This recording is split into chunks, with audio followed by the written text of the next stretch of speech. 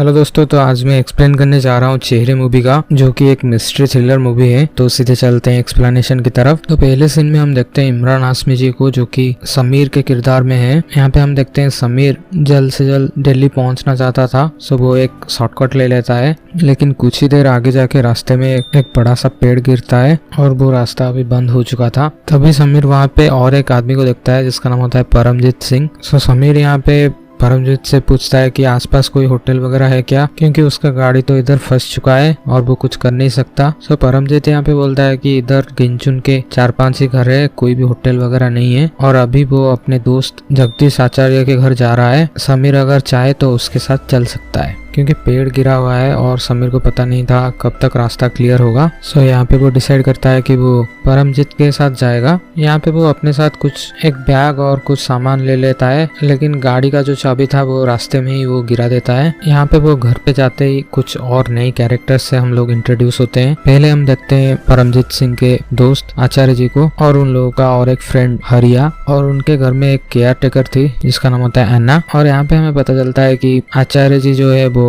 एक रिटायर्ड जज है और परमजीत सिंह एक रिटायर्ड वकील और हरिया एक जल्लाद होता है। यहाँ पे समीर अपने बीवी को फोन करना चाहता था, उसके फोन में कुछ भी सिग्नल वगैरह नहीं आ रहा था। इसीलिए आचार्य जी यहाँ पे बोलते हैं कि समीर से बोलते हैं कि तुम ये जो लैंडलाइन है उसका इस्तेमाल कर सकते हो। लेकिन समीर जब वो लैंडलाइन यूज करता है तब वो लैंडलाइन डेड था। और यहाँ पे एंट्री होती है अमिताभ बच्चन जी की, जो कि लतीफ के कैरेक्टर में है और ये भी एक चीफ एडवोकेट रह चुके हैं। यहाँ पे लतीफ समीर को वो जो गाड़ी का चाबी गिरा के आ गया था उसको वो गाड़ी का चाबी देते हैं। फिर यहाँ पे लतीफ और समीर के बीच थोड़ा बहुत कन्वर्सेशन होता है। लतीफ यहाँ पे समीर का एक महंगा सिगरेट केस वो नोटिस करते हैं जिसपे कि लिखा था NO। सो लतीफ यहाँ पे समीर को कैजुअली पूछते हैं कि ये किसका है। तो समीर यहाँ पे बोलता है कि ये सिगरेट केस जो है वो उसके गर्लफ्रेंड ने उसे गिफ्ट दिया है। फिर समीर यहाँ पे बोलने लगता है कि आप तो इस रिमोट एरिया में रहते हैं और ऊपर से रिटायर्ड भी हो चुके हो, तो आप लोग बहुत जीवन में बोर हो जा रहे होंगे। तो जवाब में लतीफ यहाँ पे बोलता है कि हाँ, हम लोग बहुत बोर हो जा रहे थे, लेकिन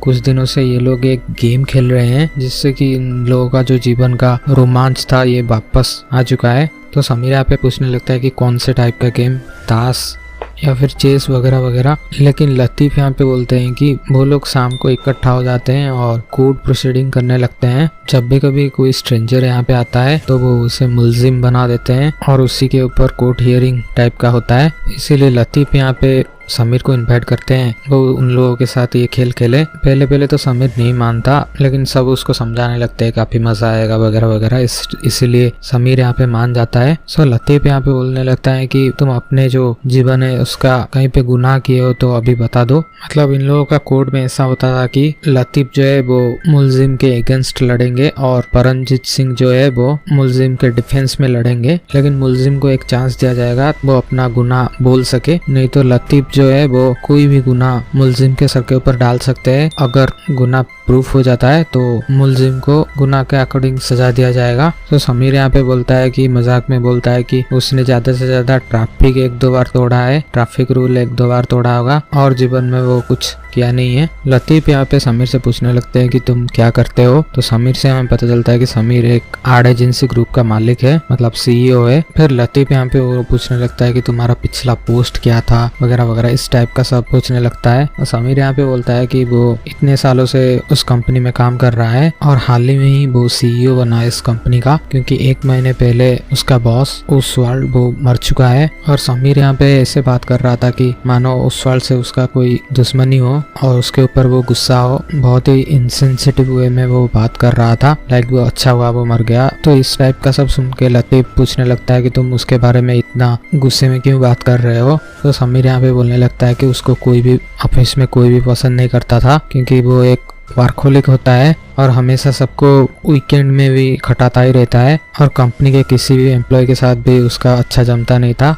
इस टाइप का सब समीर लतीफ को बताने लगता है। ये बात लतीफ को सब और लगने लगता है। सर लतीफ यहाँ पे समीर के ऊपर इल्जाम लगाता है कि उसी ने ओसवाल्ड का जो है वो खून किया है। तो ये सुन के समीर पूरा लतीफ के ऊपर भड़क जाता है कि क्या बोल रहे हो ये। लेकिन लतीफ यहाँ पे जज को बताने लगता है, मतलब आचार्य को बताने लगता है कि समीर के पास मोटिव था उसको खून करने के लिए, क्योंकि ओसवाल्ड के मौत से उसको CEO की पोजीशन मिला और तो और समीर का पर्सनल ग्रज होता है ओसवाल्ड के टुवर्ड्स। सो आचार्य जी यहाँ पे बोलने बोलने लगते हैं कि ये जो इल्जाम तुम समीर के ऊपर लगा रहे हो ये बहुत ही बड़ा इल्जाम है। तो लतीफ यहाँ पे बोलने लगता है अगर मैं ये इल्जाम साबित नहीं कर पाया तो मैं इस कोर्ट पे कभी भी केस नहीं लड़ूंगा, इस टाइप का वो बोल देता है। तो कुछ देर बाद यहाँ पे लतीफ यहाँ पे बोलने लगता है कि ओसवाल्ड की कभी मैरिज हुई थी या फिर उसकी कोई गर्लफ्रेंड थी। फिर हमें समीर से पता चलता है कि ओसवाल्ड की बीबी का नाम होता है नताशा। सो इससे लतीफ वो गोल्ड सिगरेट केस जो था उसको देखते हैं, उस पे लिखा था NO और वो पूछने लगते हैं कि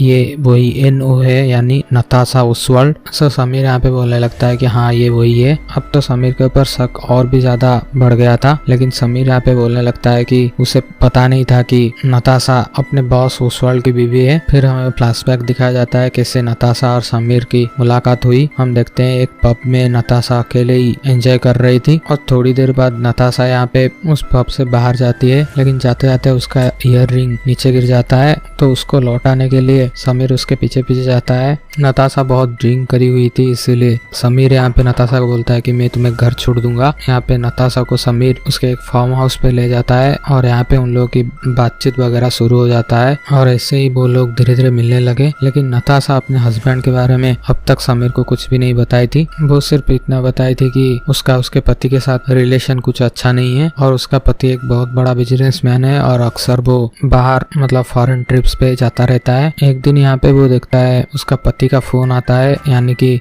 नताशा का पति का फोन आता है और वो फोन में अपना बॉस का इमेज वो देख लेता है और इससे समीर को पता चल जाता है कि नताशा जो है वो उसके बॉस की बीवी है। तो उसी दिन से समीर नताशा से मिलना पूरा बंद कर देता है क्योंकि वो डर गया था कि उसकी नौकरी ना चला जाए। इससे ही कई दिन समीर नताशा से नहीं मिलता है, लेकिन एक रात को नताशा यहाँ पे समीर को बुलाती है जल्द से जल्द मेरे फार्म हाउस चले आओ, और वो फोन पे बहुत रो रही थी। तो समीर यहाँ पे उसके फार्म हाउस जाता है और यहाँ पे वो बाहर से देखता है कि एक रूम की लाइट जो है वो खाली ऑन ऑफ हो रहा था, लेकिन उसके फार्म हाउस के आसपास कोई भी नहीं होता है। फिर यहाँ वो किसी तरह से अंदर जाता है और खिड़कियों के रास्ते से वो देखता है कि नताशा को कोई बांध के एक रूम में फेंक दिया है, इसीलिए वो अंदर जाता है और नताशा को यहाँ पे फ्री करता है। फिर नताशा यहाँ पे रोने लगती है कि उसका पति जो है वो उसको यहीं पे बांध के चला गया, अगर कोई भी नहीं आता तो यहीं पे वो सड़ के मर जाती, इसीलिए वो गुस्से में एक गन लेके अपने पति को मारना चाहती थी। यहाँ पे नताशा समीर को बोलने लगती है कि उसका पति उसे बहुत मारता है। तो समीर यहाँ पे नताशा को बोलने लगता है कि तुम उससे डिवोर्स क्यों नहीं ले लेते। फिर नताशा यहाँ पे बोलते है कि उसका पति का सब दोस्त जो है वो सब हायर लेवल पे है, तो वो अपने पति का कुछ भी नहीं कर सकती, इसीलिए वो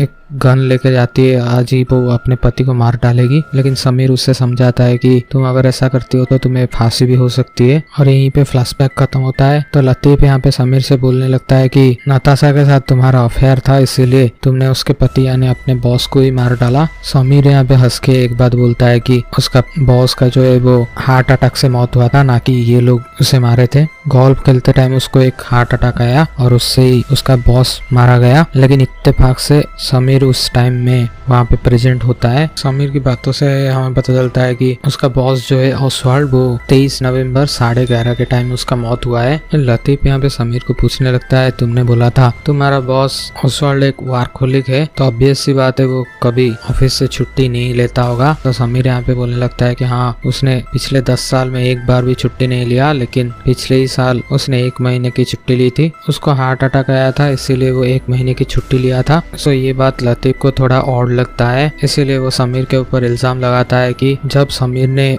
नताशा को बचाने गया था तब उसको पता चला कि ओसवाल्ड जो है वो एक हार्ट पेशेंट है, क्योंकि 1 साल पहले उसने जो 1 महीने की छुट्टी ली थी वो उसको हार्ट अटैक आया था, इसीलिए वो 1 महीने की छुट्टी ली थी। और ये बात तभी समीर को नताशा से पता चला और उन लोगों ने मिलकर एक प्लान बनाया। समीर और नताशा मिलकर एक इंटीमेट सीन शूट करते हैं और नेक्स्ट डे ही समीर वही वीडियो ओसवाल्ड को दिखाता है। ओसवाल्ड एक हार्ट पेशेंट होता है, इसीलिए वो ये बात कभी सह नहीं पाएगा और इस बात को प्रूव करने के लिए वो समीर का मोबाइल ले लेता है। और यहाँ पे वो पहले से ही समीर को एक बार अपना फोन अनलॉक करते देखा था, इसीलिए वही पासकोड वो डालता है और सेंड मैसेज में जाके वो वही वीडियो यहाँ पे आचार्य जी को दिखाता है। ये देख के समीर लतीफ के ऊपर भड़क जाता है क्योंकि लतीफ समीर का फोन यूज नहीं कर सकता। ऐसा कह के वो उसके ऊपर चिल्लाता है, लेकिन समीर के पास और कोई रास्ता नहीं था, इसीलिए वो यहाँ पे सारा सच बोल देता है। और समीर यहाँ पे बोलता है कि असल में ये सब प्लान नताशा का ही था। असल में ओसवाल्ड उसे बहुत प्यार करता था, लेकिन नताशा ही है जो उसको हार्ट अटैक देके उसको मारना चाहती थी। और ये जो इंटीमेशन वीडियो था वो भी नताशा ने ही शूट किया था। और नेक्स्ट डे यहाँ पे समीर वो वीडियो ओसवाल्ड को दिखाया, तभी ओसवाल्ड को एक हार्ट अटैक आया। लेकिन वहाँ पे जो 2-3 नौकर थे वो डॉक्टर को बुलाने चले गए और इसी टाइम नताशा अपने पति ओसवाल्ड को एक जहरीला इंजेक्शन दे देती है, जिससे ओसवाल्ड की वहीं पे मौत हो जाती है। और कुछ दिनों में समीर भी उस कंपनी का CEO हो गया था। और जब से ओसवाल्ड मरा है तब से वो नताशा को ढूंढ रहा है, लेकिन नताशा पता नहीं कैसे गायब सी हो चुकी है। ऐसे ही बहुत दिन समीर नताशा को ढूंढा और उसका फार्म हाउस पे वेट किया, लेकिन नताशा ना ही उसका फोन उठाती है ना ही उसको मिलती है। लेकिन एक दिन समीर ने नताशा को और एक लड़के के साथ देखा, और ये लड़का और कोई नहीं बल्कि ओसवाल्ड का वकील होता है। और यहाँ पे ये लोग बात कर रहे थे कि ओसवाल्ड के मरने के बाद बहुत सारा पैसा और 2 फार्म हाउस ओसवाल्ड अपने बीबी के नाम यानी कि नताशा के नाम करके गया है। यहाँ पे ये दोनों बात कर रहे थे कि किसी उन दोनों ने मिलके समीर को फंसा के, मतलब समीर का यूज करके ओसवाल्ड को मारा। और ये सारी बात यहाँ पे समीर अपने मोबाइल में रिकॉर्ड कर लेता है और नताशा को यहाँ पे ब्लैकमेल करने लगता है कि उसको 50% चाहिए और वो भी कैश, नहीं तो ये सारी बात वो बाहर ले आएगा और उन दोनों को जेल होगी। और जाते जाते नताशा की जो वो गाड़ी है, महंगी वाली गाड़ी BMW गोल्ड सिगरेट केस भी वो ले आता है। और यहाँ पे वो आया था, एक शूटिंग चल रहा था उसका, इसीलिए वो आया था। लेकिन कुछ ही देर पहले नताशा का फोन आता है कि पैसा रेडी है, जल्दी दिल्ली जाके वहाँ पे तुम पैसा रिसीव करो। इसीलिए वो समीर जल्दी दिल्ली जा रहा था, लेकिन यहाँ पे वो फंस चुका है।